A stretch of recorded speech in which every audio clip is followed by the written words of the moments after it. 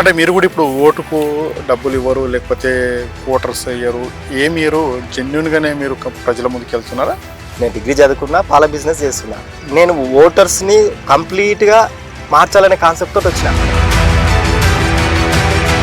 డబ్బులు ఇస్తేనే ఓటేస్తాం అనేది చాలా చెడ్డ అలవాటు. ఎందుకంటే డబ్బులు ఇచ్చినాం అనుకో మేము పనులు చేయలేరు. ఇప్పుడు ఏ రాజకీయ నాయకుడు అది అంతే. డబ్బులు ఉన్న వాళ్ళది నడిచేటువంటి రాజ్యం ఇప్పుడున్న సిచ్యువేషన్లో.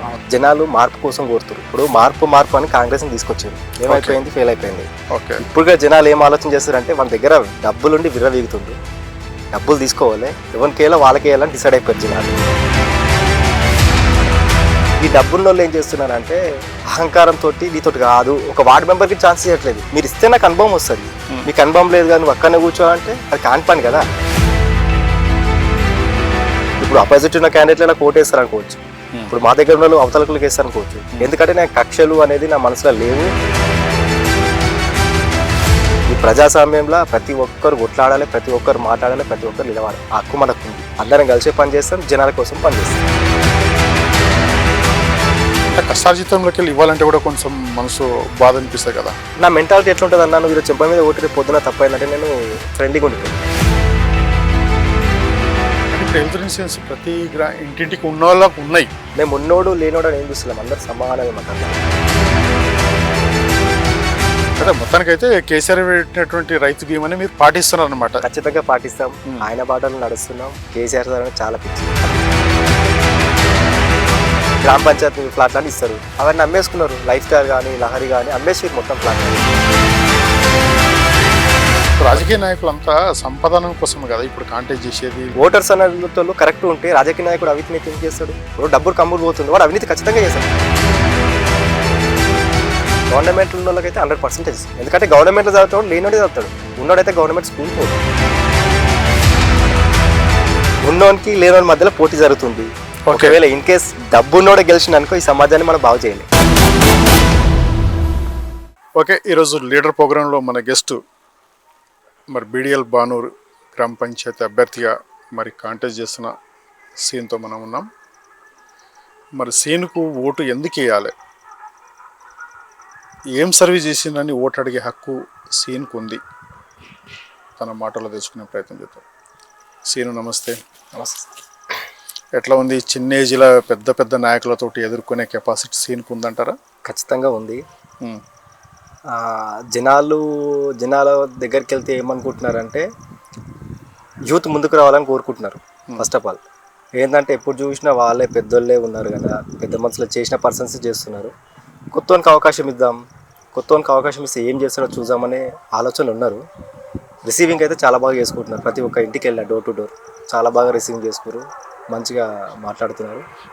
వేస్తామని హామీలు అయితే ఇచ్చారు అందరూ. ఓకే, మీరు ఇప్పుడు పాలిటిక్స్ కొత్తగా చిన్న ఏజ్, అన్నిట్లో చిన్న ఏజే, ఇప్పుడు ఏజ్లో చిన్న ఏజే, పాలిటిక్స్లో కూడా చిన్నదే. మరి మీరు పరిపాలన విభాగం చూస్తే అన్ని అనుభవజ్ఞులు అయి ఉండాలి అనే ఆలోచన గ్రామస్తులకు ఉండదంటారా? ఉంటుంది. ఇప్పుడు ఎట్లా ఉంటుంది అంటే అనుభవం అనేది చేస్తేనే వస్తుంది. ఇప్పుడు ఎవరికైనా ఇప్పుడు ముందే అనుభవం రావాలంటే రాదు. ఇప్పుడు ప్రజెంట్ ఉన్న సర్పంచ్ గారు, మాజీ సర్పంచ్ గారు చదువుకున్న వ్యక్తి, ఆయనకు అనుభవం అయితే ఏమీ లేదు, రాజకీయ అవగాహన లేదు. జనాలు ఛాన్స్ ఇచ్చారు, చదువుకున్నాడు కదా, యంగ్ స్టార్ కదా అనేది ఆయనకు ఒక అవకాశం ఇచ్చారు, ఆయన చేసారు. అనుభవం అనేది ఎప్పుడు ఎవరికి ముందే రాదు. మరి ఇప్పుడు వాళ్ళు చాలా ఆర్భాటాలతోటి ర్యాలీలు అవన్నీ బాగా డీజేలు వీజేలు చేస్తున్నారు, మరి సీన్ సైలెంట్గా ఉన్నారు. మరి ఓట్లు ఎట్లా వస్తాయి మీకు అన్నీ? వాళ్ళు అట్లా చేస్తున్నారని మనము అట్లా వేయలేము. ఎందుకంటే నా స్థాయి చాలా చిన్నది, నేను కింది స్థాయి నుంచి వచ్చిన. ఎందుకంటే పైస విలువ తెలుసు నాకు. ఇప్పుడు వాళ్ళకంటే అక్రమంగా సంపాదించారు కాబట్టి పైసలు ఉన్నాయి, వాళ్ళు ఎన్ని చేయగలుగుతారు, ఏమైనా చేయగలుగుతారు, ఆ ధైర్యం వాళ్ళకు ఉంది. నాది ఏంది చిన్న బిజినెస్, మిల్క్ బిజినెస్. ఇప్పుడు డీజేలకు, సౌండ్ బాక్స్కి అవన్నిటికో 20,000 ఖర్చు పెడతారు, 30,000 ఖర్చు పెడుతున్నారు. అది నేను చేయలేను. ఎందుకంటే అది మనతో కాదు. ఆ 20,000 ఖర్చు పెట్టే బదులు నా ఎంబడి తిరుగుతున్నా, మా ఫ్రెండ్స్ తిరుగుతున్నారు, నా ఎంబడి కార్యకర్తలు తిరుగుతారు, వాళ్ళకి ఒక రోజు భోజనం అని వస్తుంది కదా, లేదని ఖర్చు పెట్టవచ్చు కదా. ఇప్పుడు ఆ డీజేలకు పెట్టి అది పెద్ద హంగామా చేసుకుని నాకు ఇష్టం లేదు. బట్ నేనేంటంటే రూపాయి పోగేసుకున్నా, ఆ రూపాయి విలువ నాకు తెలుసు. ఎందుకంటే నేను ఒక 0 నుంచి పైకి వచ్చినా కాబట్టి ఆ విలువలు మనుషులు అనేది నాకు అర్థమైతే తెలుసు. నేను సడన్గా ఇప్పుడు 20,000 ఖర్చు పెట్టి డీజే హంగామా చేయడం అనేది వేస్ట్. ఓకే, ఎందుకంటే ఆరిపోయే దీపానికి వెలుగు అంటారు, ఎక్కువ అంటారు కదా, అట్లుంటుంది అన్నట్టు. అంటే ఇప్పుడు సీను కింది స్థాయి నుంచి వచ్చాడు, ఏంటంటే నిరుపేద ఫ్యామిలీ కూడా అనొచ్చు ఒక మాట చెప్తే. సరే అవకాశం వచ్చింది, ఇప్పుడు మీరు కాంటాక్ట్ చేస్తున్నారు. రేపు బ్లాక్గా కాకపోతాడా, కబ్జాలకు గురి కాకపోతాడా?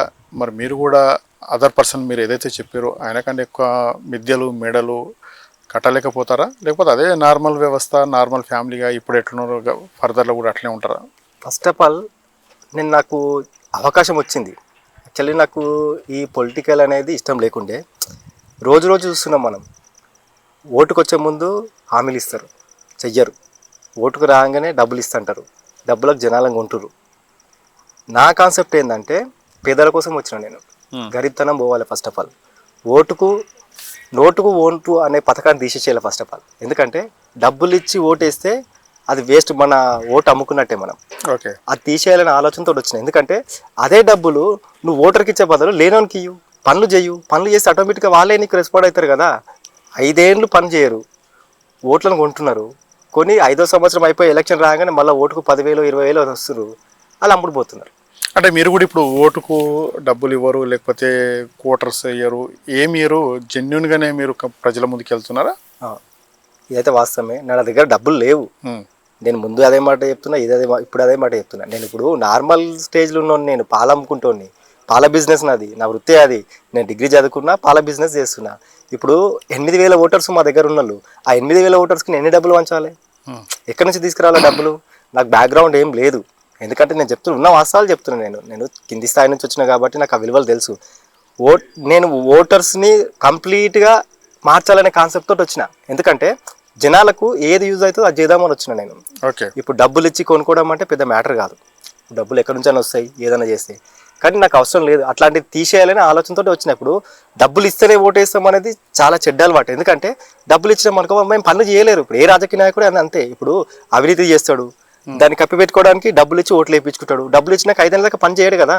నువ్వు అసలు ఓటర్స్గా డైరెక్ట్ ఫేస్ చేయలేదు మమ్మల్ని. ఎందుకంటే ఇప్పుడు వాస్తవానికంటే ఇప్పుడు అట్లా తీసుకున్న నాయకులు కూడా డబ్బు తీసుకొని ఓటేసినాక గెలిచినాక కూడా అందుబాటులో లేకపోతే కూడా క్వశ్చన్ చేసే అధికారం కూడా ఓటర్కి ఉండదు. 200% చెప్తున్నా. ఎందుకంటే ఇప్పుడు నేను జెన్యున్గా నీ దగ్గరికి వెళ్తున్నా, నేను సర్వీస్ చేస్తానే నీ దగ్గరికి వస్తున్నా. నాకు అనుభవం లేకుండొచ్చు, మీరు ఇస్తే నాకు అనుభవం వస్తుంది. మీకు అనుభవం లేదు కానీ నువ్వు అక్కడనే కూర్చో అంటే అది కాని పని కదా. అనుభవం అనేది ఎవరికి రాదు, అప్పుడే చేస్తుంటేనే వస్తుంది అన్నట్టు ఏదైనా. ఇప్పుడు నాకు పదవి అప్పచెప్పండి, అప్పచెప్తేనే కదా తెలుస్తుంది మీకు నేను చేస్తానా చేయననే తెలుస్తుంది కదా. ఇప్పుడు ఓటర్స్ ఎట్లాంటి వాళ్ళు అంటే 10,000 5,000 తీసుకున్నారు అనుకో, నన్ను ఫేస్ చేయలేరన్నా. నిజం చెప్తున్నాను, నేను అడగలేరు. ఆ రైట్స్ ఉండే వాళ్ళకు. ఒకసారి అడుగుతారు, రెండోసారి అడుగుతారు, మూడోసారి గట్టి నేను చూసినాక వెళ్ళిపోతారు. పండుగ మొత్తుకుంటారు కదా. ఉన్న వాస్తవం ఇది. అంటే ఇప్పుడు జెన్యున్గా ఓటర్ కూడా డబ్బులు తీసుకుంటారు, డబ్బులు తీసుకున్న వాళ్ళ దిక్కే, డబ్బులు ఉన్న వాళ్ళ దిక్కే వెంబడి తిరుగుతూ ఉంటారు. వాళ్ళే ఆర్భటాలు, వాళ్ళ జయన్నందుకే జయానాలే అంటే డబ్బులు ఉన్న వాళ్ళది నడిచేటువంటి రాజ్యం ఇప్పుడున్న సిచ్యువేషన్లో. మరి మీరు ఇట్లా ఫేస్ చేస్తారు రేపు పబ్లిక్ ముందుకెళ్ళి? అన్న నేను ఒకటే అనుకుంటున్నా, ఇప్పుడున్న సిచ్యువేషన్లల్లో మెయిన్ రిక్రూట్మెంట్ డబ్బే అని అనుకుంటున్నా కానీ డబ్బు కాదు. జనాలు మార్పు కోసం కోరుతారు. ఇప్పుడు మార్పు అని కాంగ్రెస్ని తీసుకొచ్చారు, ఏమైపోయింది? ఫెయిల్ అయిపోయింది. ఇప్పుడుగా జనాలు ఏం ఆలోచన చేస్తారంటే వాళ్ళ దగ్గర డబ్బులుండి విర్రవీగుతుండు, డబ్బులు తీసుకోవాలి, ఎవరికి వేయాలో వాళ్ళకి వేయాలని డిసైడ్ అయిపోయారు జనాలు. ఓకే, ఉన్నోనికి లేనోని మధ్యలో పోటీ జరుగుతుంది. ఒకవేళ ఇన్ కేస్ డబ్బున్నోడే గెలిచిన అనుకో ఈ సమాజాన్ని మనం బాగు చేయలేం. అంటే ఒకవేళ మీరు గెలిస్తే నందిగామనే కాకుండా యావత్ తెలంగాణనే గెలిచినట్టుగా ఒక నిదర్శనంగా మీరు చూపించబోతున్నారు. ఖచ్చితంగా. అంటే డబ్బు ఉన్న వాళ్ళకు లేని వాళ్ళకి తేడా అనేది ఇక్కడ నుంచే మొదలు కావాలి. అంతే, 100% అది. ఇప్పుడున్న సిచ్యువేషన్ ఏంటన్నా, ఇప్పుడు 10 ఏళ్ళు చేసిండు, 5 ఏళ్ళు ఒక పర్సన్ చేసిండు, కొత్తలకు ఛాన్స్ ఇవ్వాలి. ఇప్పుడు ఎన్ని రోజులు మేము కార్యకర్తలకు ఎంబడి ఉండాలి? అవకాశం వచ్చింది. నాకు చదువుకున్న వాళ్ళు చాలా మంది ఉన్నారు. ఓకే, మంచి ఇంటెలిజెంట్లు ఉన్నాడు. వాళ్ళు నిరుపేదలకు సహాయం చేద్దాము, సోషల్ సర్వీస్ చేద్దామని చెప్పి బయటికి వస్తున్నారు. ఈ డబ్బున్న వాళ్ళు ఏం చేస్తున్నారు అంటే అహంకారంతో నీతోటి కాదు, ఒక వార్డు మెంబర్కి ఛాన్స్ ఇవ్వట్లేదు. ఓకే, నిలబడదాం అని పోటీకి వెళ్తే నీతోటి కాదు, వాళ్ళు డబ్బులు పెడతారు, డబ్బులు కమ్ముడు పోతారు, నువ్వు గెలవవు, అప్పుల పాలవుతావని బెదిరిస్తున్నారు. ఓకే, అట్లాంటిది నాకు సర్పంచ్ ఛాన్సే వచ్చింది. నేను దాన్ని యూజ్ చేసుకోవాలి కదా. ఇప్పుడు జనాలలో నేను తిరుగుతుంటా, నేను ఏం చేసినా ఏందనేది తెలుసు నాకు. నా దగ్గర రూపాయి అంటే చారాన్ని ఇచ్చిన, 2 రూపాయలు ఉంటే ఆటాన్ని ఇచ్చిన. నేను అట్లా ఇచ్చి నేను జనాల దగ్గర సన్నిహితంగా అయిపోయినా. అంటే ఇప్పటికీ నేను ఈ ఎలక్షన్లో ఫ్రెండ్లీగానే మూవ్ అవుతున్నా అందరితోటి. అంటే అపోజిట్ పర్సన్స్ ఉన్నా కానీ ఇప్పుడు వీళ్ళు కాంగ్రెస్ వీళ్ళు బీఆర్ఎస్ అని ఏం లేదు, జనాలతో అందరితో సమానంగానే అన్ని పార్టీలు కలిసి పని చేసుకుంటున్నారు. సమానంగానే ఉన్నాయి. ఎందుకంటే వ్యతిరేకత అనేది నాకు అవసరం లేదు. ఎందుకంటే ఏ ఓటరు నా కోసం ఏమనుకుంటున్నా నాకు తెలియదు. ఇప్పుడు అపోజిట్ ఉన్న క్యాండిడేట్ నాకు ఓటేస్తారు అనుకోవచ్చు, ఇప్పుడు మా దగ్గర ఉన్న అవతలకులకు వేస్తారు అనుకోవచ్చు. ఎందుకంటే నాకు కక్షలు అనేది నా మనసులో లేవు, రావు కూడా. ఎందుకంటే అందరు సమానంలే. ఈ ప్రజాస్వామ్యంలో ప్రతి ఒక్కరు కొట్లాడాలి, ప్రతి ఒక్కరు మాట్లాడాలి, ప్రతి ఒక్కరు నిలబడాలి. ఆ హక్కు మనకు ఉంది. ఓకే, ఇప్పుడు మీరు నేను సంపాదించిన దానిలో ఒక చారణ పైసలు నేను సోషల్ సర్వీస్ కానీ తర్వాత వాళ్ళ కష్టాలలో ఒక భాగస్వామిగా నేను పాల్గొన్నాని మీరు ఒక మాట అన్నారు. అట్లా ఎందుకు చేయవలసి వచ్చింది? మరి ఇప్పుడు నీకంటే ధనవంతులు ఉన్నారు మీ గ్రామంలో, మరి వాళ్ళ దగ్గరికి పోవచ్చు కదా, సీన్ దగ్గరికి ప్రత్యేకంగా మీ దగ్గరికి వచ్చి మీరు ఇచ్చే ఒక చిన్న ఆర్థిక సాయాన్ని అక్కడ వాళ్ళ దగ్గరికి వెళ్తే ఒక పెద్ద అమౌంట్ ఇవ్వచ్చు అనే ఒక ట్యాగ్ అయితే పబ్లిక్లో ఉండిపోతుంది కదా అన్న. ఇప్పుడు లేనోడు లేనంతోటి సపోర్ట్ చేస్తాడు, ఉన్నోడు ఉన్నంతోటి సపోర్ట్ చేస్తాడు. రైట్. గరితనం అనేది దాన్నే గుర్తు పెట్టుకోవాల్సింది మనం. ఎందుకంటే లేనోడు ఎవరితో తిరగాలి, లేనంతోటే తిరగాలి. ఎందుకంటే ఉన్నోడు రాడు. ఇప్పుడు నీ దగ్గర డబ్బు ఉంది, నా దగ్గర డబ్బు లేదు, నువ్వు నా దగ్గర రానిస్తావా? రానియవు. ఉన్నంతోటే తిరగాలి కదా. ఇప్పుడు జనాలలో నేను ఎందుకు పోవాల్సి వచ్చిందంటే, నేను ఒక కింది స్థాయి నుంచి వచ్చినట్టు. మాకు ఉండడానికి ఇల్లు లేదన్న, ఇల్లే లేదు. చిన్న ఇల్లు, పెంకటి ఇల్లు ఉంటుంటే మేమందరం, మా బ్రదర్, మా అమ్మ, మా నాన్న, మా అక్క. మాకు ఉండడానికి ఆస్తులు లేవు. ఆస్తులు అక్రమ ఈ పరిపాలనలు అయిపోయినాయి. మా ఆస్తులండి లహరి రిసార్ట్స్ దగ్గర మొత్తం మా అక్రమంగా సంతకాలు పెట్టి కబ్జాలు చేసి ఈసీలలో కూడా మా పేర్లు వస్తాయి ఇప్పటికీ. మా ఆస్తులే ఉన్నాయి. సంతకాలు పెట్టుకురు. నాలెడ్జ్ లేదు పెద్ద మనుషులకి, తెలివి లేదు, చదువుకోలేరు కదా. సంతకాలు పెట్టుకురు, తీసేసుకురు. 2006లోనే మా భూములన్నీ కబ్జాలకు గురైనాయి. ఇప్పటికి ఈసీలలో మా పేర్లు కనిపిస్తాయి.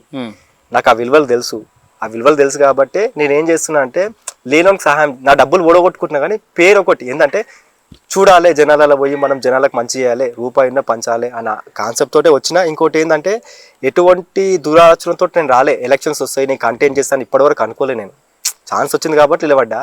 ప్రజలలో పోవాలి, మంచి చేయాలనే కాన్సెప్ట్ తోటి ముందుకు వచ్చిన. ఖచ్చితంగా నేను పనులు చేస్తున్నా. నేను గెలిచినా ఓడిపోయినా జనాలతో ఇట్లే ఉంటా. పనులు అయితే 200% చేస్తాను. ఓకే, మీరు సంపాదించిన దానిలో కొద్దిగా డబ్బు అన్న పంచాలని ఏదైతే ఉందో, సంపాదన అనేది ఎక్కడి నుంచి వస్తుంది అన్న? నేను చిన్న రియల్ ఎస్టేట్ చేసుకుంటా, ఇప్పుడు ఫ్లాట్లు చేసుకుంటా. మెయిన్ ఏంటంటే నా దగ్గర ఒక 30 ఉన్నాయి యానిమల్స్. డైరీ ఫామ్ ఉంది నాకు, మిల్క్ బిజినెస్. తెల్లపూర్లో రోడ్ నెంబర్ 12 న్యూ ఎంఐజీలో షాప్ ఉంది మాకు. అక్కడ మిల్క్ అమ్ముతాం మేము. ఓకే, పాల బిజినెస్ మనది మెయిన్ బిజినెస్. అంటే కష్టార్జితంలోకి వెళ్ళి ఇవ్వాలంటే కూడా కొంచెం మనసు బాధ అనిపిస్తుంది కదా. నా మెంటాలిటీ ఎట్లుంటుంది అన్న, నువ్వు ఈరోజు చెంప మీద ఒకటి పొద్దున తప్పైందంటే నేను ఫ్రెండ్లీగా ఉండిపోతా, కక్షలు పెట్టుకో. నాకు ఏం క్షమిస్తా 200%. ఎందుకంటే కక్షలు ఉండే. ఇప్పుడు 10 రూపాయలు మనం పెడుతున్నామంటే దేవుడు ఇంకో 10 రూపాయలు మనకి ఇస్తాడు. ఆ కాన్సెప్ట్ ఉన్నాను. ఎందుకంటే ఒక్కనే ఇప్పుడు మనం ఎప్పుడు ఎట్లా అయిపోతుందో మన జీవితం తెలియదన్న. ఈరోజు మంచిగా ఉన్నాం, తర్వాత ఉంటామా పోతాం అనేది కూడా మనకు తెలియదు కదా. ఇప్పుడైతే ప్రజెంట్ సిచ్యువేషన్ ఏంటంటే లేనోనికి సహాయం చేయాలి. ఓకే, అదే కాన్సెప్ట్ ఉన్నాము, చేస్తాను కూడా నేను. ఇంకా మరి గెలిచిన తర్వాత ఇప్పుడు ఆధార్ పార్టీలో తిరిగినటువంటి క్యాండిడేట్లను మీ దగ్గరికి చేర్చుకుంటారా? రేపు పొద్దున మీరు సీట్లో కూర్చున్నా కానీ, లేకపోతే నాకు ఓటే లేవనే ఒక దురహంకారం ప్రయత్నం చేస్తారు? లేదన్న, అట్లాంటిది ఏం లేదు. ఎందుకంటే ఇప్పుడు ఫ్రెండ్లీగా ఉన్నాం అందరం. ఊర్లో కూడా జనాలు అంతా ఫ్రెండ్లీగా ఉన్నారు. ఇప్పుడు ఆపోజిట్ క్యాండిడేట్స్ కూడా, వార్డ్ మెంబర్స్ కానీ, సర్పంచ్ తప్ప మిగతా క్యాండిడేట్స్ అందరూ ఫ్రెండ్లీగా ఉన్నారు నాతోటి. ఇప్పటికి ఏడ కలిసి మేము అందరం మాట్లాడుకుంటాం, ఎట్లా ఉంది ప్రచారం, ఎట్లా చేస్తున్నాం అన్న. తక్కువ టైంలో వచ్చింది కానీ అందరితోటి. ఇప్పుడు ఆ వార్డు మెంబర్లు గెలిచినా, మా వార్డు మెంబర్లు గెలిచినా వ్యతిరేకత అనేది ఏముండదు. మేము చేయాల్సింది జనాల కోసం బయటకు వచ్చినాం, జనాల కోసం చేస్తాం. ఇప్పుడు మేమేం కొట్లాడితే పనులు కావు. వాళ్ళు గెలిచి వచ్చి మా దగ్గరకు వచ్చి మాట్లాడుకున్నా మంచిగా ఉంటాం. మేము మా దాంట్లోకి రండి, మీరు గెలిచిరు కదా అనడం. అందరం కలిసే పని చేస్తాం, జనాల కోసం పని చేస్తాం. ఓకే, ఇప్పుడు మీరు ఒక మాట అన్నారు. ఎందుకంటే అక్కడ అవతల వాళ్ళు వార్డు మెంబర్లకు కూడా అవకాశం ఇవ్వలేరు, మీ దగ్గర డబ్బు లేదు, మీరు ఎక్కడ కాంటాక్ట్ చేస్తారో అని చెప్పేసి బెదిరింపులతోటి వాళ్ళకి దూరం చేశారు. మరి మీ దగ్గర ఉన్నటువంటి వార్డు మెంబర్లకు నిజాయితీగానే మీరు వాళ్ళని వార్డు మెంబర్లకు కేటాయించుకున్నారా, లేకపోతే డబ్బు ఉన్న వాళ్ళకు? లేకపోతే లేదు, మా దగ్గర మీరు ఎంక్వైరీ చేయండి, మీకు అర్థమైపోతుంది. మా దగ్గర ఉన్న వాళ్ళంతా కొత్త మనుషులే. ఒక 2 మాత్రమే పాతోళ్ళు. ఒక పర్సన్, రెండో వార్డు మెంబరు ఓడిపోయిన పర్సనే ఉన్నాడు అన్నట్టు. 6వ వార్డు మెంబరు ఆల్రెడీ ఒకసారి చేసిండు, సెకండ్ టైం. మిగతా వాళ్ళంతా న్యూ పర్సన్స్, చిన్న ఏజ్ ఉన్న వాళ్ళు, అంతా పెద్ద ఏజ్ ఇవ్వలేదు, అంతా కొత్త జనరేషన్. మీ టైప్ అంతా మా టైప్ వచ్చేసింది. మేమేందంటే ఒక కొత్త తరం తీసుకురావాలి, యువత అనేది ముందుకు రావాలి. ఎందుకంటే ఎన్ని రోజులు ఇట్లా జనాలు పట్టుకొని వెనకాల తిరుగుతాం. సోషల్ సర్వీస్ చేస్తున్నాము, జనాలలో తెలిసిన అవగాహన అయితే వచ్చింది కదా. బడిలకు దిల్లితే తెలుస్తాయి కదా ఓటమి గెలుపు అనేది. 2 టీములు కొట్లాడుతుంటాయి, ఎవడో ఒకటి గెలవాలి, ఎవడో ఒకటి ఓడిపోవాలి. మనం ఓడిపోతాం అనేది ముందు చెప్పుకోవద్దు. ఎందుకంటే మన ఓటమి కారణం అదే అవుతుంది. మనము ఓటమి అనేది ఎప్పుడు ఒప్పుకోవాలంటే అవతల గెలిచిన తర్వాత ఒప్పుకోవాలి. అప్పటి వరకు మనం ఓటమిని అంగీకరించొద్దు. అంగీకరించవద్దు. ఓకే, మరి ఇప్పుడు గెలవాలనే తపన ఉన్నప్పటికీ మరి మీకు వ్యూహాలు ఏమిటి, ఎలాంటి వ్యూహాలు ఉపయోగిస్తున్నారు? వ్యూహాలు అంటే ఇప్పుడు ఎట్లా ఉందండి అంటే మేము మెయిన్ జనాలకు చేసే ఏమేం పనులు చేస్తామో అవి ముందే చెప్పేసినాం అన్నట్టు. హెల్త్ ఇన్సూరెన్స్ అన్న ముందు కూడా మీతో చెప్పినాను, ఇప్పుడు అదే చెప్తున్నాను. హెల్త్ ఇన్సూరెన్స్ అనేది ఏంటంటే మెయిన్ ఇంపార్టెంట్. అంటే ఇప్పుడు హెల్త్ ఇన్సూరెన్స్ ప్రతి ఇంటింటికి ఉన్న వాళ్ళకు ఉన్నాయి. అంటే ఇప్పుడు బ్యాంక్ ద్వారా కావచ్చు, ఎల్ఐసి కావచ్చు, తర్వాత ఇట్లా అంటే మీరు సెర్చ్ చేస్తారా ఎవరికి ఉన్నాయి ఎవరికి లేదు, లేని వాళ్ళకి చేస్తారా, లేకపోతే ధనవంతులకు కూడా చేస్తారా, లేకపోతే నిరుపేదలకు చేస్తారా? అంటే మేము ఏమనుకుంటున్నాము, ఇప్పుడు కొంతమంది ధనవంతులు కూడా చేసుకోలేరు, ఓకే. డబ్బు ఉంది కదా అని చెప్పి చేసుకోలేరు. వాస్తవంగా ఉమ్, మేము ఉన్నోడు లేనోడు అని ఏం చూస్తలేము, అందరు సమానమే మాకు అందరూ. ఎందుకంటే ఇప్పుడు ఉన్నోడు ఓటేస్తుండ్రు లేనోడు ఓటేసేయాలని లేదు కదన్న, అందరూ మాకు ఓట్లు వేస్తేనే గెలుస్తాము. మా కాన్సెప్ట్ ఏంటంటే ప్రతి ఒక్కరు చేయాలి. ఇప్పుడు మల్టీ స్పెషాలిటీ హాస్పిటల్స్, పెద్ద పెద్ద హాస్పిటల్స్, ఇప్పుడు స్టార్ రెసిడెన్స్ అంటే చిన్న చిన్నవి ఉంటాయి, అవును. అట్లాంటివి కాకుండా పెద్ద పెద్ద హాస్పిటల్స్ ప్రిఫరెన్స్ ఇచ్చాం. ఫస్ట్ 20 నుంచి 25 lakhs ప్లాన్ చేస్తున్నాం అన్నట్టు. నేను గెలిచిన నెక్స్ట్ మంత్ ఫస్ట్ వార్ నుంచి స్టార్ట్ అవుతుంది. అట్లాంటిది ఏంటంటే ఇప్పుడు నేను సర్పంచ్గా ఉన్నాను అనుకో అన్న, నా దగ్గరకు వస్తారు, ఇట్లా యాక్సిడెంట్ అయింది, హాస్పిటల్ అడ్మిట్ చేసిన కండిషన్ సీరియస్ ఉందంటే నేను 1 లక్ష 2 లక్షలు ఇస్తాను. 10-20 లక్షలు అయితే ఇవ్వలేం కదా. అదే మొత్తానికైతే కేసీఆర్ పెట్టినటువంటి రైతు బీమాని మీరు పాటిస్తున్నారు అనమాట. ఖచ్చితంగా పాటిస్తాం, ఆయన బాటలు నడుస్తున్నాం, ఆయనతోటే ఉంటాం మేము ఇప్పటికీ. మాకు కేసీఆర్ సార్ చాలా పిచ్చి అభిమానం. ఎందుకంటే తెలంగాణలో ఆయన చేసిన పనులు చాలా ఉన్నాయి, తెలంగాణ తీసుకురావడమే గొప్పతనం అది. ఓకే. ఎందుకంటే రైతు బీమా అనేది చాలా పెద్ద మాట. అది చచ్చిపోతే 5 లక్షలు ఏడొస్తున్నాయని ఒక గుంట భూమి ఉంటే మీరు కూడా ఎంచుకున్నారు కదా, మంచి కాన్సెప్ట్. ఎందుకంటే ఇన్సూరెన్స్ చేస్తే మీరు ఏదో ఒక బాధతోటి ఓదార్పు చూడడానికి 2 లక్షలు ఎంతో 3 లక్షలతో ఇచ్చిన వాళ్ళకి ఫ్యామిలీకి సరిపోదు. సరే ఒక కార్పొరేట్ స్థాయిలో వైద్యం పొందాలనుకున్నప్పుడు 20 లక్షలు ఎంతో అయితే ఇది యూజ్ అవుతుంది. ఇప్పుడు ఎందుకంటే గవర్నమెంట్ అసలు సక్సెస్ఫుల్ కాలేరు, ఎందుకంటే ట్రీట్మెంట్ జరగదు. వాస్తవం చెప్తున్నాను. ఎందుకంటే అడ్మిట్ చేయడానికి టైం పడుతుంది, ట్రీట్మెంట్ చేయడానికి డాక్టర్ లేడు, నర్సు లేదని చెప్పి తిరుగుతూ ఉంటారు. అదే ప్రైవేట్ అయితే అట్లా కాదు కదన్నా, కేర్గా తీసుకుపోతారు, మంచిగా చేస్తారు, బయటకు పంపిస్తారు. అదే ఇప్పుడు మన దగ్గర ఏం లేకుండా మనం 1 లక్ష రూపాయలు ఇచ్చిన మనకు ఫెయిల్ అయిపోతాం మాట. ఎందుకంటే వాళ్ళు పెట్టుకొని సోమత ఇప్పుడు నెలకు 10-15 వేలు సంపాదించాడు, ఏడే పెట్టుకుంటాడు పెద్ద పెద్ద హాస్పిటల్లో, వాడు గవర్నమెంట్ హాస్పిటల్లో ఉండాలి. లాస్ట్కి వస్తే వాడి ప్రాణాలే పోతాయి. ఓకే, అది మెయిన్. ఫస్ట్ నేను ఆలోచన చేసింది, ఎవరు నాకు చెప్పలేరు, అంటే నువ్వు ఇది పెట్టు అని ఎవరు చెప్పలేరు, మనస్ఫూర్తిగా నేను డిసైడ్ అయిపోయినా. దానికి ఎంత డబ్బన్నా ఖర్చు కానీ ఏమన్నా కానీ నేను పెట్టాలన్న ఆలోచన వచ్చింది. ఫస్ట్ అయితే అది రిలీజింగ్, ఫస్ట్ అయితే ఖచ్చితంగా అదే. ఇక ఫస్ట్ మనకి ఇక్కడ ప్రైమరీ సెంటర్ ఉందా మన గ్రామంలో? ఉంది. దానిలో ఎంప్లాయ్మెంట్స్, రిక్వైర్మెంట్స్ టోటల్ ఉన్నాయా? లేవన్నా అవి. అదొకటి. ఇంకోటి ఏమైందంటే లేడీస్గా చాలా మందిని అడుగుతున్నారు అన్నట్టు మమ్మల్ని, మాకేమైనా ఎంప్లాయ్మెంట్స్ చూపియండి. ఎందుకంటే మేము ఈ బీడల్ ఫ్యాక్టరీ ఉంది పక్కన, 20,000 ఇస్తారు. ఆ 20,000 ఇస్తే మా భూములు పోయి బీడల్ ఫ్యాక్టరీలో మా భూములే పోయినాయి. మాకు ప్రిపేర్ చేయకుండా బయట వాళ్ళకి తాండూరు, వికారాబాద్ నుంచి వచ్చే వాళ్ళకు లక్ష తీసుకొని లంచం తీసుకొని వాళ్ళని రిక్రూట్మెంట్ వాళ్ళు పెట్టుకుంటారు. మాకు రిక్రూట్మెంట్ ఉన్నా మా బానురాలు, లహరి, ఈ గూడె వాళ్ళని పెట్టుకోవట్లేరు అన్నట్టు. ఓకే, అదైతే మెయిన్ రీజన్. అది ఖచ్చితంగా తీసేస్తాం, కాంట్రాక్ట్ చేంజ్ చేయాలి. ఎందుకంటే ఈ లోకల్లోనే పెట్టుకోవాలి. ఉన్నందుకు లోకల్కి ప్రయారిటీ ఇవ్వాలి. మా దగ్గర ఏంటంటే వీళ్ళు ఫస్ట్ ప్రయారిటీ మాకు ఇవ్వట్లేదు, వాళ్ళకి ఇస్తున్నారు అన్నట్టు. బయట వాళ్ళు ఎవరు 1 లక్ష ఇస్తే వాళ్ళకు 2 లక్షలు ఇస్తే అమ్ముడు పోతున్నారు. అమ్ముడు పోయి ఏం చేస్తున్నారు అంటే రెగ్యులర్ ఉంటే వాళ్ళకి 6 months బ్రేక్ ఇస్తున్నారు. ఓకే, వాళ్ళు ఇప్పుడు 6 months బ్రేక్, 6 monthsకి ఒకసారి బ్రేక్ ఇస్తే 1 month బ్రేక్ ఇస్తే వాడు ఇంట్లో ఎట్లా గడుస్తుంది? ఇప్పుడు రెంట్కున్నాడు పరిస్థితి ఆగమే కదా. భూములు అనేది ఎప్పుడో అమ్ముకున్నారు వాళ్ళు, ఇంకా తెలియని టైంలో కబ్జాలకు గురి అయిపోయారు. వాళ్ళు కూడా 5,000-10,000 సంతకాలు పెట్టించుకోరు. ఇప్పటికి అవే ప్రాసెస్ నడుస్తుంది అన్నట్టు. ఇంకా ఓకే, ఇది ఒక మంచి కాన్సెప్ట్. ఏంటంటే ఇప్పుడు గతంలో పెద్ద మనుషులు చదవలేరు కాబట్టి ఎక్కడ ఏలు ముద్ర ఏమంటే అక్కడ వేసేసారో అది కబ్జాలకు గురై. వాటి మీద ఏమన్నా మీ పోరాటం ఉండబోతుంది అంటారా? మరి మీరు అధికారంలోకి వస్తే తప్పకుండా ఉంటుంది. బాధితులు ఎవరు వచ్చినా తప్పకుండా ఉంటుంది. ఎందుకంటే చాలా చెప్తున్నాం కదన్నా, మేము రీసెంట్గా మొన్న చాలా గురైనాయి కబ్జాలకు. అయితే మామూలు గురి కాదు. డాక్యుమెంట్లే కొనేసారు భయపెట్టించి, ఫ్లాట్ ఉండి పొజిషన్లు. ఇల్లీగల్ ఫ్లాట్లు చాలా ఉన్నాయి, లీగల్గా అసలు ఏమీ లేవు. మొత్తం ఇప్పుడున్న ప్రజెంట్ సిచ్యువేషన్లలో సర్పంచులు గ్రామ పంచాయతీ ఫ్లాట్లు అమ్ముకోరు. ఇప్పుడు జీపీ లేఅవుట్ ఉంటుంది, అట్లా స్కూల్కు దీనికి ఇస్తారు, గ్రామ పంచాయతీ ఫ్లాట్లని ఇస్తారు. అవన్నీ అమ్మేసుకున్నారు. లైఫ్ స్టైల్ కానీ, లహరి కానీ అమ్మేసారు మొత్తం ఫ్లాట్లన్నీ. రీసెంట్ లేఅవుట్లు కూడా అమ్మేసారు. అమ్మేస్తారు వాళ్ళు. ఏంటంటే డబ్బే కావాలి వాళ్ళకు, జనాలు వద్దు, మళ్ళీ ఓట్ టైంలో డబ్బులు ఇస్తే ఓట్లు వేస్తారనే కాన్సెప్ట్లే ఉండిపోతుంది. ఇప్పుడు రాజకీయ నాయకులంతా సంపాదన కోసమే కదా ఇప్పుడు కాంటెస్ట్ చేసేది, లేకపోతే అధికారంలోకి రావాలంటే ఇదంతా వాళ్ళకు ఒక హ్యాబీ కదా. దాన్ని మీరు అంగీకరించారంటారా? లేదు, అది వాస్తవమే. రాజకీయ నాయకులు అందరూ అవినీతి చేయడానికే వస్తారు. అవినీతి కూడా ఎందుకు చేస్తారంటే అది కూడా చెప్తాను నేను. ఇప్పుడు ఓటర్స్ అన్న కరెక్ట్ ఉంటే రాజకీయ నాయకుడు అవినీతి ఎందుకు చేస్తాడు? ఇప్పుడు డబ్బులు కమ్ములు పోతుండే వాడు అవినీతి ఖచ్చితంగా చేస్తాడు. నేనే చెప్తున్నా కదా. సంపాదించాలి, మరి పోయిన డబ్బు తిరిగి రావాలంటే అవినీతి చేయాల్సిందే.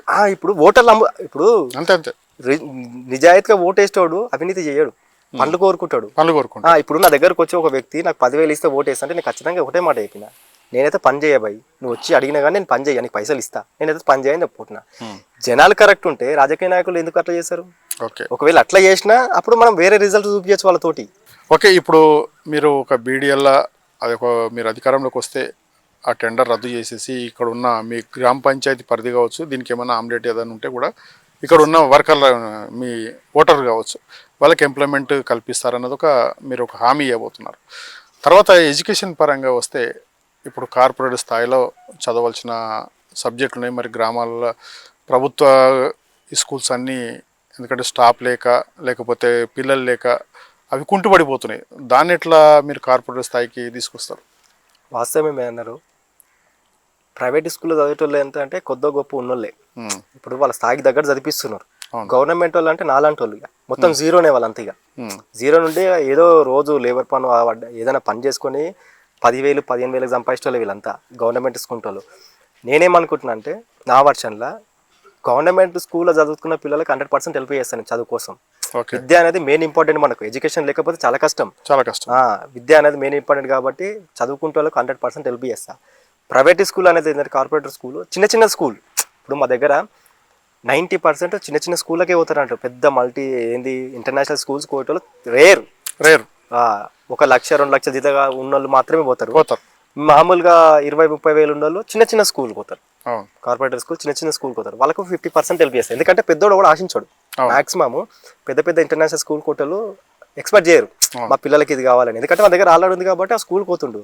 ఈ చిన్న చిన్న కార్పొరేట్ స్కూల్ ఏంటంటే మేము చిన్న చిన్న పనులు చేసేనా మేమన్నా చదువుకోలేం కదా, మా పిల్లల్ని కొంచెం మంచి స్కూల్లో చదివించి వాళ్ళ కాలం మీద వాళ్ళు ఉంటాడని చేయాలనే ఆలోచనతో ఉంటారు కదా, వాళ్ళకి 50% హెల్ప్ చేస్తాం. గవర్నమెంట్లో ఉన్న వాళ్ళకైతే 100% ఎందుకంటే గవర్నమెంట్లో చదువుతాడు, లేనోడే చదువుతాడు, ఉన్నోడైతే గవర్నమెంట్ స్కూల్ కోడు. ఇప్పుడు అందులో కూడా ఆన్లైన్ క్లాసులు అయిపోయినాయి, అక్కడ అయిపోయినాయి. దానిలోకి ఇప్పుడు సిస్టమ్స్, తర్వాత వైఫై, ఇవన్నీ నెట్వర్క్ వాళ్ళకి కల్పిస్తారా?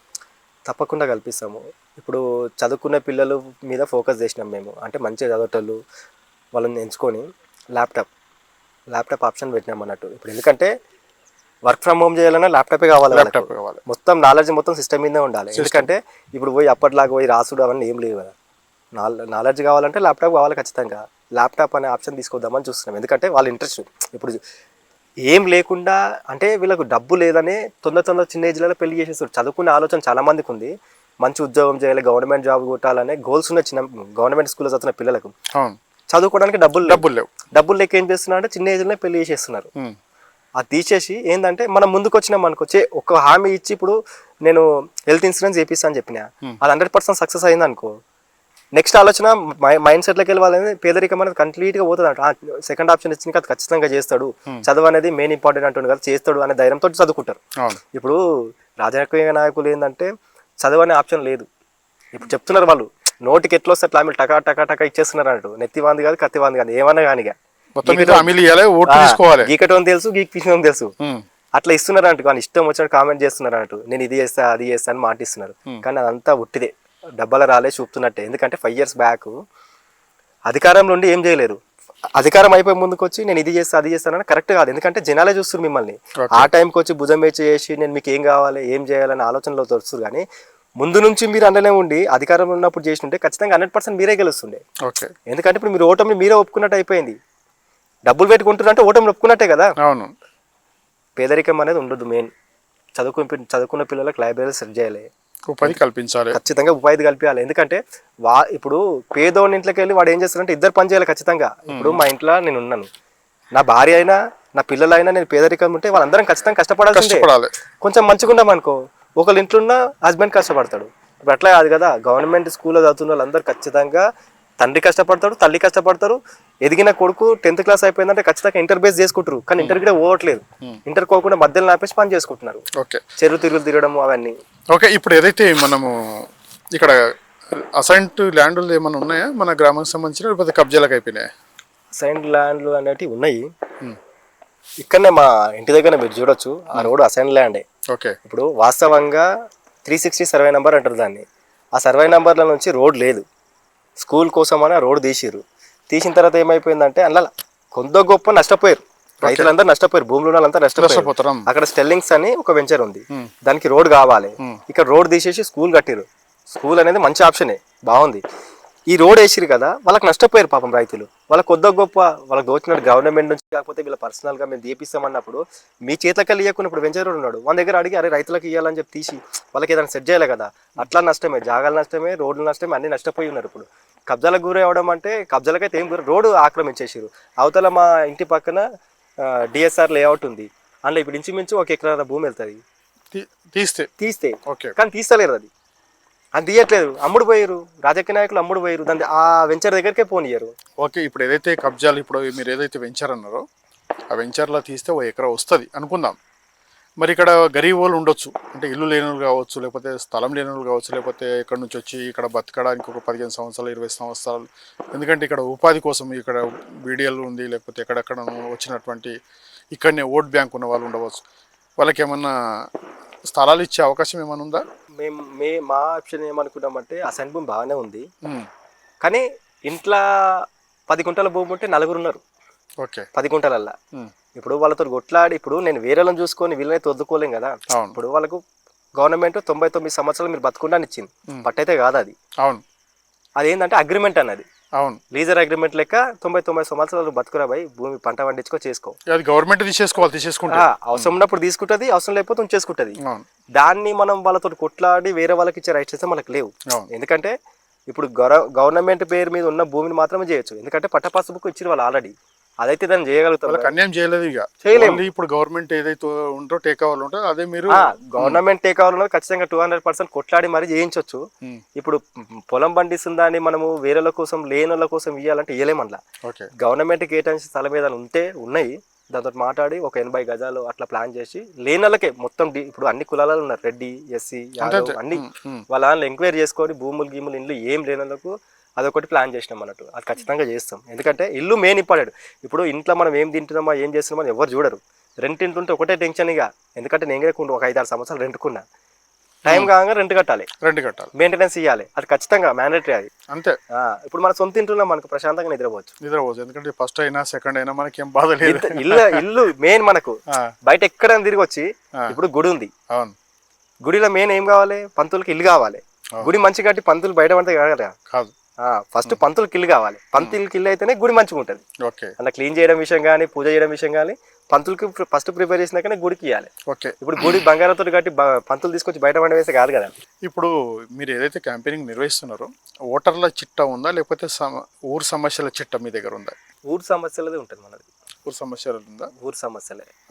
ఊరు మేము మెయిన్ ఫోకస్ చేసిందే ఊరు మీద. ఎందుకంటే కాంటాక్ట్ చేసినప్పుడు మొత్తం లిస్ట్ పట్టుకునేది ఓటర్ కదా, ఎవరు మనకు ఓటేస్తారు ఎవరు వేయరు, లేకపోతే అందరినీ గ్యాదరింగ్ చేసేది అనే ఒక భాగం అయితే ఎక్కడ ఏం డ్యామేజ్ ఉంది ఏది అనేది దాని మీద మర్చిపోయి, అంటే రాజకీయ నాయకులకు ఉన్నటువంటి లక్ష్యం అంటే అక్కడ డెవలప్మెంట్ మర్చిపోయి సమస్యలు మర్చిపోయి ఈ వైపే ఉన్నారు. అంటే మీ దగ్గర ఏ చిట్టా ఉందనేది నా క్వశ్చన్. నేను ఊరు సమస్యల మీదనే వచ్చిన ఊరు సమస్యల కోసమే మాట్లాడుతున్నాను. ఎందుకంటే ఇప్పుడు ఓటు వాళ్ళు వేస్తారో వేయరని మనం ఎట్లా చెప్తాం, చెప్పలేం కదా. ఇప్పుడు ఓటు అనేది 4 గోడల మధ్యలో జరిగేది, వాళ్ళైతే మనకు చూపియారు. ఇప్పుడు ఓటు వేయంగానే మనకు నేను సిజర్ గుర్తుంది నాది, కత్తెర గుర్తు, ఆ కత్తెర గుర్తుకు ఓటేస్తారు అని చెప్పి ఎవరంటారు? రాదా, సింబల్ అయితే రాదు కదా ఈ పర్సన్ ఓటేసినట్టు. ఊరి సమస్యలు మనం పరిష్కరిస్తేనే ఓటర్ ఆటోమేటిక్ వచ్చేస్తాడు. ఇప్పుడు పేపర్ పట్టుకొని ఈ వార్డులో ఈ పర్సన్ ఉండు వేస్తాడా వేయడానికి తిరుగుతుంది కాదు, ఎందుకంటే ఆ పర్సన్కి అన్ని తెలిసిపోతాయి. మా వార్డుకి ఈ వార్డు మెంబర్ ఉండు ఏం చేసిండు అని మైండ్లో ఎగిలిపోతుంది. ఒకసారి కాకుండా ఒకసారి రిపీట్ చేసుకుంటారు వాళ్ళు. ఇప్పుడు సర్పంచ్ ఏం చేసిండు, వార్డు మెంబర్లు ఏం చేస్తారు, మా దగ్గరకు వచ్చిర్రా రాలేరా అని అన్ని చూసుకుంటారు. నేను కొట్లాడుతుందే ఊరి సమస్యల కోసం, ఓటర్ల కోసం కొట్లాడడం బెస్ట్. ఇప్పుడు జనరల్గా ప్రతిరోజు టెక్నాలజీ పెరిగిన కొద్దీ ఇక్కడ ఎడ్యుకేషన్ కావచ్చు, మీరు డైరీ ఫామ్ కావచ్చు, టెక్నాలజీ బాగా పెరిగిపోయింది. మరి వ్యవసాయదారులకు ఏం చెప్పబోతారు? ఎందుకంటే వాళ్ళ దగ్గర కూడా రకరకాల మిషన్లు వచ్చినాయి, మరి మాడిఫై, అందుకే ఈ సీజన్ ఈ పంట వేయాలి, లేకపోతే ఈ మార్పిడి చేస్తే మనకు దిగుబడి వస్తుంది, అటువంటి ఏమైనా సెన్షన్స్ పెడతారా మీరు? ప్రతి నెల కావచ్చు, 2 months కావచ్చు, లేకపోతే పంట కోతకు వచ్చిన సమయంలో కావచ్చు, అంటే అధికారులను పిలిపించి అగ్రికల్చర్ ఆఫీసర్లను పిలిపించి అటువంటి అవగాహన సదస్సులు పెడతారా? ఖచ్చితంగా, ఎందుకంటే అగ్రికల్చర్ మీద మనకు కొంచెం అవగాహన ఉంది, 50% ఉంటుంది. ఎందుకంటే మేము ఆ ఫీల్డ్కి వెళ్ళి వచ్చిన లేం కదా.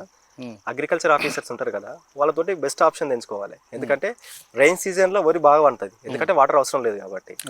ఇప్పుడు వింటర్ సీజన్లో కష్టం అది, సమ్మర్ సీజన్లో కష్టం అది. ఎందుకంటే ఆ సీజన్లో ఏ పంటకు తక్కువ నీళ్ళు వస్తాయో దాన్ని ఎంచుకొని చేస్తే పర్ఫెక్ట్ సక్సెస్ఫుల్ అవుతాం.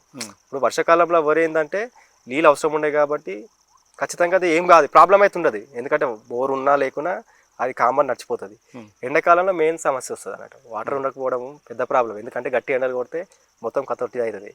అప్పుడు ఆ టైంలో మొక్కజొన్న కానీ జొన్నలు కానీ ఇంకా ఉంటాయి కదా వెజిటేబుల్స్, అలాంటివి ఏంటంటే 3 డేస్కి ఒకసారి 4 డేస్కి ఒకసారి వాటర్ సోర్స్ అవసరము.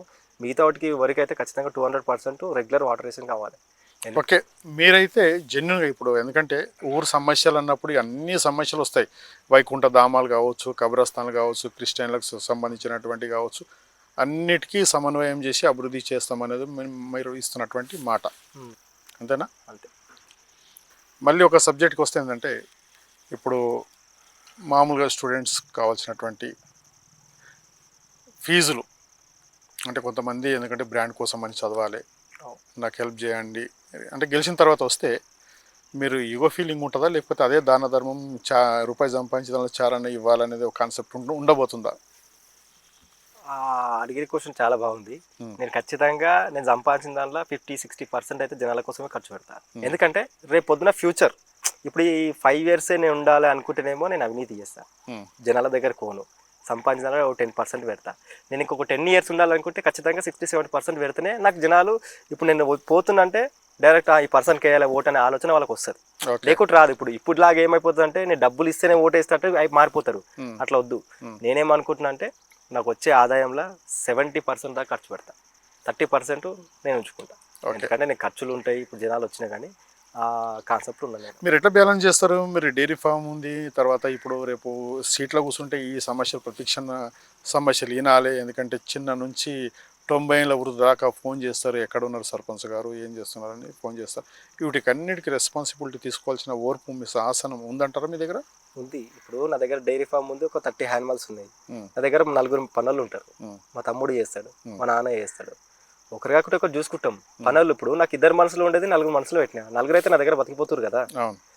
ఇప్పుడు ఇంకోటి ఏంటంటే కంప్లీట్గా ఎలక్షన్స్ కంటెంట్ చేస్తున్నా కాబట్టి నేను గెలిచిన అనుకో ఆ వృత్తి మర్చిపోలేను, జనాలను మర్చిపోలేను. నేను జనాలలో ఉందామని వస్తున్నా. డైరీ ఫామ్ అనేది ఇప్పుడు నాకు ఇక్కడ నుంచి పాలు తీసుకోవడం మట్టుకే బీహార్ వాళ్ళ పని వాళ్ళు చేసుకుంటారు, తీసుకుపోయి అక్కడ సేల్ చేసే వాళ్ళు వేరే వాళ్ళు ఉన్నారు. మనకు ఆ ప్రాబ్లం లేదు. ఇప్పుడు డైరీ చూసుకోవాలి, ఇది చూసుకోవాలంటే కాదు. నేను ఇప్పుడున్న సిచ్యువేషన్లో ఇప్పటికెళ్ళి నేను పెడ తీస్తాను, గడ్డికి వస్తాను, మేపుకొస్తాను కూడా. ఎందుకంటే ఊరందరికి తెలుసు నేను ఇప్పటికి వెళ్తాను అన్నట్టు, నేనేం సిగ్గుపడా అన్నట్టు. ఎందుకంటే నేను నా స్థాయి అది అన్నట్టు. నేను అక్కడ నుంచి వచ్చినా కాబట్టి ఇప్పుడు నా దగ్గర ఏదో డబ్బులు వచ్చినాయని చెప్పి నేను ఆవిడ దగ్గర కూడా ఆపేయలేను. ఇప్పటికీ నేను హోమ్ డెలివరీ చేస్తాను, BHL door to door milk supply చేస్తాను నేను ఇప్పటికీ.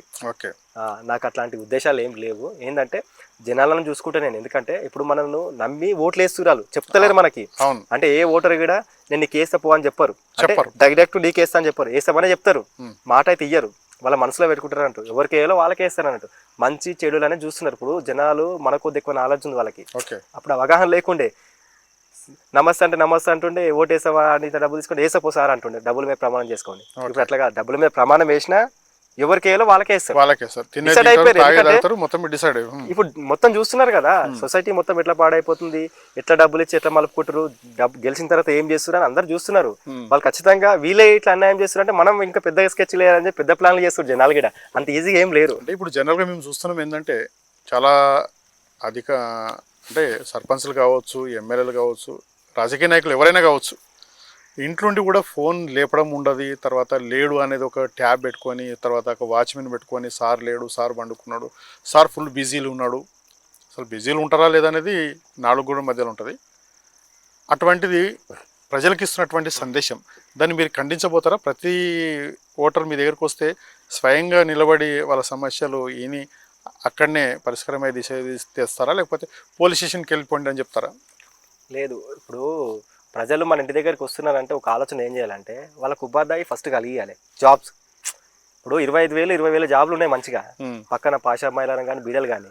ఇంటింటికి 2 ఉద్యోగాలు పెట్టి, ప్రైవేటే కదా, గవర్నమెంట్ కాదు కదా, పెట్టిస్తే వానకాలం మీద వాళ్ళు నిలబడి పని చేసుకుంటాడు. నీ ఇంటికి రావాల్సిన అవసరం లేదు. ఇప్పుడు ఎమర్జెన్సీ ఉంటే వానితో కాకపోతే నీ ఇంటికి వస్తాడు. నువ్వు మొత్తానికి జాబులు పెట్టియరు, వాళ్ళకు జనాలకు డబ్బు అనే మహిమ చూపించి డబ్బు మీద వదిలేసారు. వాడు ఇంకా అలవాటు కాకుండా ఏం చేస్తాడు, పొద్దున ఖచ్చితంగా వస్తాడు. నేనేమనుకుంటున్నా అంటే డబ్బు అనేది మొత్తం తీసేస్తాను నేను. ఎవరైనా ఒకరి మీద డిపెండ్ కావద్దు, సొంతంగా నిలబడాలి. ఇప్పుడు నేను రాగానే బిడ్డలా తీసేసి చెప్తున్నా కదా, అవుటర్ తీసేసి మా లోకల్లో పెట్టుకోవాలి. వాడు ఏంటంటే ఇద్దరు భార్య భర్తలు అనుకో 40,000 జీతం వస్తుంది, ఒక 10,000 కలిసి పెట్టుకుని 30,000 వెనకేసుకుంటారు కదా. ఇప్పుడు 10,000 చేసేవాడు 5,000 కూడా వెనకయ్యాడు, జీరో అవుతాడు. మళ్ళీ 3 రోజులు జీరో అయిపోయి మళ్ళీ అప్పులు చేస్తారు. మరి ఆ టెండర్ తీసేస్తే మీకు రేపు పొద్దున ఆ ఓట్లు మీకు పడతాయా? టెండర్ మీరు క్యాన్సిల్ చేస్తామంటున్నారు. ఇప్పుడు ఆ టెండర్ వేస్తే ఆ టెండర్ తోటి మనకు సంబంధం లేదు. ఆ టెండర్ వాడు బయట వాడు, మనతో ఏం సంబంధం? మనకు ఓటర్స్ ఊరోళ్ళు కావాలి, మనకు మెయిన్ ఇంపార్టెంట్. టెండర్ సీన్ తీసుకుంటాడా రేపు పొద్దున, లేకపోతే వేరే వాళ్ళకి ఇస్తారా? వేరేళ్ళకే పోతుంది, మనం ఏం తీసుకో. అంటే లాభార్జన కోసం అంటున్నా, ఎందుకంటే మీకు రెవెన్యూ కావాలి కదా. రెవెన్యూ కావాలంటే ఇప్పుడు చదువుకున్న వాళ్ళు ఉన్నారు, చాలా మంది ఉన్నారు. ఎవరినో కొన్ని వాళ్ళకి పెట్టించిన మనకు వాళ్ళని యూజ్ అవుతారు కదా మనకు. ఇప్పుడు నా ఎంబడి చాలా మంది తిరుగుతారు. ఇప్పుడు నేనే ఒక్కనే మంచి కావడం కాదు, నా చుట్టూ కూడా మంచి చేస్తేనే కదా గుర్తింపు అనేది మనకు వచ్చేది. ఇప్పుడు ఇన్ని మాటలు చెప్పి రేపు పొద్దుగాల నా ఎంబడి 20 మంది తిరుగుతారు. ఒక్కొని దింపుకోకుండా నేను సింగిల్ పోయినా అనుకో, వాళ్ళు ఏమంటారు, వీడు మారిపోయిండు, మొత్తం గెలవంగానే ఇట్లా ఉల్టా పల్టా చేస్తుండు, వీడిని కూడా నమ్మొద్దు అందరిలాగానే వీడు అంటారు కదా. అట్లా కాకుండా తలా ఒక ఉపాధ్యాయి సెట్ చేయాలి వాళ్ళకి, మంచి సెట్ చేస్తే వాళ్ళు బాగుపడతారు, వాళ్ళ కింద ఉన్న 10 మంది బాగుపడతారు కదా. అంటే రాజకీయ లక్ష్యం కదా, నా ఎంబడి ఒక 4 ఉండాలి, వాళ్ళు ఏం తాగినా తిన్నా వాళ్ళ ఫ్యామిలీ రోడ్డు పాలు అయిపోయినా మన ఎంబడే తింపించుకోవాలనేది ఒక రాజకీయకు ఉన్నటువంటి లక్షణం కదా. వాళ్ళకు ఉపాధి కల్పించే చాలా అరుదుగా కనిపిస్తుంది. నా కాన్సెప్ట్ అయితే అట్లా లేదు, ఎందుకంటే నా ఎంబడి ఎవరిని దింపుకోను. ఎందుకంటే మెయిన్ ఏదైనా ఇంపార్టెంట్ పని ఉంటేనే తీసుకుపోతాం, కానీ రెగ్యులర్గా మీరు అందరూ తెల్ల చొక్కలు వేసుకుని ఎంబడి తిరిగి ఎవరు చెప్పాను. ఎందుకంటే ఒక రోజు పెడతాం, 2 రోజులు పెడతాం, లక్ష తీయలేం కదా. ఎవరి పని వాళ్ళు చేసుకోవాలి. ఇప్పుడు ఎట్లా తిరుగుతున్నామో నెక్స్ట్ డే ఏంటంటే కొంచెం మంచి, ఇప్పుడు చాలా మంది మన దగ్గర రియల్ ఎస్టేట్ చేస్తారు, వాళ్ళ పని వాళ్ళే చేసుకోవాలి. ఎందుకంటే ఎవరో ఇస్తారు ఏమో చేస్తారు అనేది భ్రమ అన్న. ఓకే, అది భ్రమ. ఎందుకంటే ఎవరు ఏమి ఇయ్యరు. ఇప్పుడు ఊపులు ఉంది కాబట్టి నీకు 1,00,000 ఇవ్వాలా 2,00,000 ఇవ్వాలా, మన స్వార్థం కోసం ఆలోచన చేస్తారు తప్ప ఎవరైతే ఇయ్యరు. ఓకే, నేను గెలిచిన తర్వాత కూడా ఏం చెప్తున్నానంటేనా, ఎవరు నా ఎంబర్ తిరిగినా జాబులు సెటిల్ కావాలి. ఫస్ట్ ఎంప్లాయ్మెంట్ ఇస్తారు మీరు అంతే యూత్. ఎందుకంటే ఇప్పుడు ఎన్ని రోజులు పోషిస్తాం మన ఎంబర్ దింపుకొని వాళ్ళని. ఇప్పుడు నా ఎంబర్ ఉంటే నేను కరోడు పట్టు అవుతున్నది, వాళ్ళైతే కాదు కదా. ఇప్పుడు 10 వచ్చినాయి అనుకో, పని చేయాలి వాళ్ళు, అట్లొద్దు. ఇప్పుడు ఎవరు ఎవరి చేతి కింద పని చేయొద్దు, అందరు ఎంప్లాయ్మెంట్ ఉండి బిజినెస్ చేసేవానికి బిజినెస్ సెట్ చేస్తే. ఇప్పుడు నా ఎంబర్ 10 మంది తిరుగుతారు, ఆ 10 మంది బిజినెస్ చేస్తా అంటే నా వంతు సాయం ఎంత అయితే అంత నేను సాయం చేసి బిజినెస్ సెట్ చేస్తా. ఇప్పుడు నా ఎంబడి తిరగాలంటే అది కాని పని, తిరుగుతారేమో, నాకు వచ్చే వాట అయితే నేను ఇవ్వలేం కదా. ఇప్పుడు నేను ఒక రియల్ ఎస్టేట్ ఒక ఫ్లాట్ అమ్మినా, అందులో 1,00,000 రూపాయలు వచ్చినాయి, 50,000 అయితే ఇవ్వలేం కదా నేను. ఎవరి పని వాళ్ళకి సెట్ చేసి ఏదైనా ఎమర్జెన్సీ ఉన్నప్పుడు ఇస్తాం, కానీ ప్రతిరోజు నా ఎంబడి దింపుకొని తిండి పెట్టి మందు పెట్టినాక వాళ్ళ కుటుంబాన్ని నేనే నాశనం చేసి ఉన్నాయి. అంటే మొత్తానికైతే యూత్ను ఖరాబ్ చేసింది రాజకీయ నాయకులు అనుకోవచ్చు. ఖచ్చితంగా అది. ఎందుకంటే వాళ్ళ కాన్సెప్ట్ ఏముంటుంది అంటే 10 మంది మా ఎంబడి తిరగాలి, వాళ్ళు కేవలం తిండి మందుకు మాత్రమే వస్తారు, అవసరమైనప్పుడు 10,000 20,000 పడేస్తే ఎంబడి తిరుగుతారు అనుకుంటారు, కానీ అట్లా కాదు. ఈసారి చాలా చేంజ్ వస్తుంది, చేంజ్ అవుతారు కూడా. ఎందుకంటే కొన్ని కట్టుబడులకు ఉన్నారన్నట్టు, ఏంటంటే పార్టీలు ఉన్నాం కదా తిరగాల్సి వస్తాం, కానీ తెలిసిపోయిన జనాలు అందరికీ ఎవరు ఏం చేయరు, ఎవరి పని వాళ్ళే చేసుకోవాలని ఆలోచనలు పడ్డారు. ఖచ్చితంగా చేసుకుంటారు. ఏం అడుగుతున్నారు మీ సీన్ గారు? మీరు ఓటు అడగకపోతే అక్కడ నుంచి ప్రజల నుంచి ఏమి రిసీవింగ్ ఉంటుంది అంటే, మగ్గి పని కావాలి, పెన్షన్ కావాలి, లేకపోతే ఇండ్లు స్థలాలు కావాలి, లేకపోతే నా కొడుకుకు జాబ్ గబ్బే కావాలి అని మీకు ఇటువంటి దానిలో ఎక్కువ వస్తున్నటువంటి అంశాలు ఏంటి? నా దగ్గరకు వచ్చిన ఇప్పుడు నేను బిడిఎల్ బానూరు గూడెం 3 ఇక్కడ 2 మెయిన్ ఏమైపోయిందంటే బిడిఎల్ బానూర్లో జాబ్లే అడుగుతున్నారు అన్నట్టు. ఇప్పుడు బిడిఎల్ ఫ్యాక్టరీ ఉంది కదా, అందులో 20,000 జీతం వస్తుంది ఒక్కొక్కరికి. ఈఎస్ఐ పిఎఫ్ కట్టాలి, రికార్డ్ అవుతుంది, కంపల్సరీ పెట్టాలి. ఈఎస్ఐ పిఎఫ్ కట్ అవ్వగా ఒక 18,000 ఎంతో వస్తుంది వాళ్ళకి మొత్తానికి. ఎంప్లాయ్ వాళ్ళు ఏం అడుగుతున్నారంటే 6 months ఒకసారి 1 month బ్రేక్ ఇస్తున్నారంట వాళ్ళకి. ఆ 1 month బ్రేక్ తీసేయమంటారు. ఎందుకంటే ఇప్పుడు 6 months చేసి 1 month బ్రేక్ ఇస్తే ఏమవుతుందంటే వాళ్ళు నెల ఖర్చులు ఎటు నుంచి వస్తాయి అంటే 18,000 ఖర్చు పెడతారు ఆటోమేటిక్గా, వాళ్ళు నెలంతా వాడకాలు వాడతారు. నెక్స్ట్ మంత్ ఎట్లా చేస్తారు? అప్పు చేయాల్సిందే, ఎందుకంటే వెనకాల వేసుకునేది ఏమి ఉండదు కదా, ఆర్థిక పరిస్థితి బాగలేవు. ఇప్పుడు బయటకు 1,000 రూపాయలు తీస్తే సాయంత్రం వరకు అయిపోతుంది. ఇప్పుడు పిల్లలు కాలేజీకి పోతుంటే ఖచ్చితంగా ఒక 100 200 ఇవ్వాల్సిందే, ఎందుకంటే దిన ఖర్చులు ఉంటాయి కదా, ఖచ్చితంగా ఇవ్వాల్సిందే. అట్లా ఏంటంటే ఫస్ట్ ఏంటంటే లేనోనికి జాబ్ పెట్టియాలి, వాన్ కాళ్ళ మీద వాడు ఉంటాడు, ఒకరి మీద డిపెండ్ కాకుండా అన్నట్టు. మీ దగ్గర లిస్ట్ ఉన్నాయి ఎంతమంది మన గ్రామంలో అన్ఎంప్లాయ్ ఉన్నారు, ఎంతమంది అంటే లిస్ట్ నోట్ డౌన్ ఏం చేసుకోలేము, చాలా మంది ఉన్నారు, ఐడెంటిఫై ఉంది ఖచ్చితంగా ఉంది. ఎందుకంటే నేను ప్రతి ఇంటికి వెళ్ళినా కాబట్టి వాళ్ళు ఖచ్చితంగా జాబ్ కోసం అడుగుతారు. నాకు వచ్చిన 100 మెంబర్స్లలో 75% జాబ్ కోసం అడుగుతారు, 25% ఇండ్ల కోసం అడుగుతారు. మాకు కనీసం ఇందిరామ పథకం కింద ఇండ్లు వచ్చినాయి కానీ అవి కూడా ఇస్తలేరు మాకు. ఇండ్లు మెయిన్ రిక్వైర్మెంట్. ఇప్పుడు జాబ్ ఉంటే మనం ఏదైనా చేసుకోవచ్చు, ఇల్లు కావాలి కదా, జాబ్ చేసుకొని రాత్రి పోయి ఇంట్లో పడుకోవాలి కదా మనము. సొంత కళ నిరూపేదనా. ఈ జాబ్ అనేది మెయిన్ రిక్రూట్మెంట్. ఖచ్చితంగా జాబ్ అయితే పెట్టిస్తాం. ఎందుకంటే ఏమైనా సరే అది ఎంతకైనా సరే పోని కొట్లాడి మరి ధర్నాలు చేసైనా సరే జాబ్ పెట్టిస్తాం. ఓకే. ఇప్పుడు మామూలుగా నిరుద్యోగానికి సంబంధించిన యువతులు ఉంటారు. వాళ్ళు కూడా మంచి మంచి చదువుకున్న వాళ్ళు ఉంటారు. తర్వాత భర్త ఎడ్యుకేషన్ లేకపోయినా భార్య ఎడ్యుకేషన్ ఉంటుంది. ఆమె ఉండి కూడా మీకు సోర్స్ లేనటువంటి స్థితిలో ఉంటుంది. అటువంటి వాళ్ళ మహిళలకు కూడా ఉపాధి అవకాశం కల్పిస్తారు. మేము ఏమనుకుంటున్నామంటే బానూరులో ఇక్కడ లేడీస్కి సంబంధించింది ఒక ఫ్యాక్టరీ పెడదామని ప్లాన్లో ఉన్నాం. ఓకే. ఒకటి ఏంటంటే ఒక 100 నుంచి 200 మంది బతకగలిగే ఫ్యాక్టరీ. ఫ్యాక్టరీ. ఇప్పుడు నందిగామ దగ్గర ఆర్ఎస్ బ్రదర్స్ గోడాన్ పడింది. అట్లాంటివి ఏమన్నా ఇక్కడ ఒకటి ఏదైనా సెట్ చేసుకొని వాళ్ళకు ఒక 100 నుంచి 200 మందికి ఊరోళ్ళకు ఓన్లీ లేడీసే, జెంట్స్ కాకుండా ఓన్లీ లేడీస్కే ఉపయోగపడేది ఏదైనా సెట్ చేద్దామని ఆలోచనలు ఉన్నాము. ఖచ్చితంగా చేస్తాం. ఎందుకంటే నలుగురు గుర్తించే చేయాలి. ఒకరి కోసం కాదు, నలుగురు కోసం కష్టపడాలి మనం. అంటే ఇప్పుడు కాంగ్రెస్ పార్టీ ఒక పథకం పెట్టింది కదా, మహిళా ఇందిరా పథకం అనేది, ఏదో పెట్రోల్ బంకులు తర్వాత ఏవో పెట్టినాయి, అంటే వాళ్ళే నడిపించాలని. అదే కాన్సెప్ట్ కూడా మీరు ఫాలోఅప్ చేస్తున్నారు అనమాట. చేస్తున్నా. ఓకే. ఓకే. ఏదైతే ఇక్కడ ఉన్నటువంటి సమస్యలు ఏవైతే గ్రామ సమస్యల చిట్ట తన దగ్గర ఉంది, ఏ మూలకు ఏది అవసరం ఉందో అది నేను చేస్తా.